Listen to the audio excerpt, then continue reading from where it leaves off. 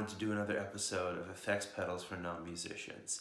This time I want to do a digital delay. So last episode we talked about the Electro-Harmonix Memory Boy analog delay, and today I want to talk about the Boss DD-20. This is a mighty, mighty pedal. So it has so many features, and I would be here forever trying to explain them all to you. So there's just a couple things I want to point out before we get started. One, the biggest thing that's different from the last one is that this second pedal, it does two things. One, it cycles through this memory bank of saved settings that you can kind of write to it. But for what I'll use here, you'll see me use this tap tempo. So you can kind of hold this down, it'll switch into that mode.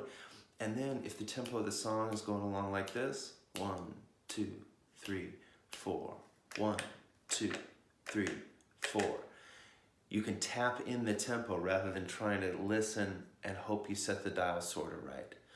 And what that allows you to do is if you want to listen to a piece of music and not totally destroy it like we did last time, which is a lot of fun, but if you want to just add some galloping, bumping delays to a piece of music you already like and experience it that way, this tap tempo will really help with that. Another thing is this, you can set this one to do BPM. Instead of just like the milliseconds, which is often the readout form of a lot of these delay pedals. So the other digital delay allows for longer delay times, which means a greater distance between the notes between the repeats. Whereas analog has more of a limited range it can do. And the analog naturally will, as it repeats, it kind of muffles or warms up the sound. Warm is a phrase we use, but really the better description I think is if I say hello, the second repeat of me saying hello will be like my hand is in front of my mouth, and each repeat after that will become more and more muffled, which is a really cool sound. Whereas if you do a straight digital delay, it's a pristine representation of that saying of hello. But this emulates that analog warm sound. It has settings all across here. There's reverse. There's one that adds like warbly modulation to the end of it, and there's a couple of really crazy ones you'll see as I do the video. So those are kind of the main points I want you to think on for this one. This also has some really interesting features, like you can just go right out the back of it. Once you plug in here with whatever your sound source is, you can come right out the back just into your headphones. That same jack adapter will plug into whatever earbuds or nice over ears you have, and off you go, and you're not disturbing anybody that you live with or any of your neighbors.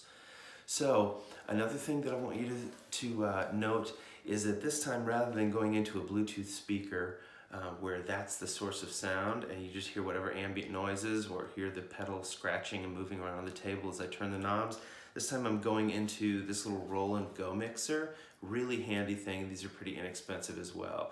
It's just a little mixer where I can put 2 or 3 instruments in it and mix them just right. So what I did is just ran into this port and then out into a cable that runs right into the iPhone and captures that directly with the video, and they're perfectly synced. So it'll be as though you would experience it if you were listening through headphones, and the audio is a lot purer, and that's what I wanted to do here, is give you a better audio experience. As for the music, we will be using some public domain music I found on a site called Musopen.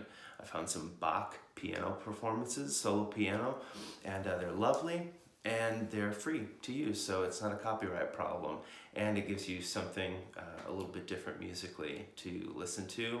And so this is going to be a longer one. Rather than just a short clip, I recorded 10 odd minutes of this very long piano piece. And it's kind of lovely the way it turned out. I would sit around listening to this. Maybe you would as well.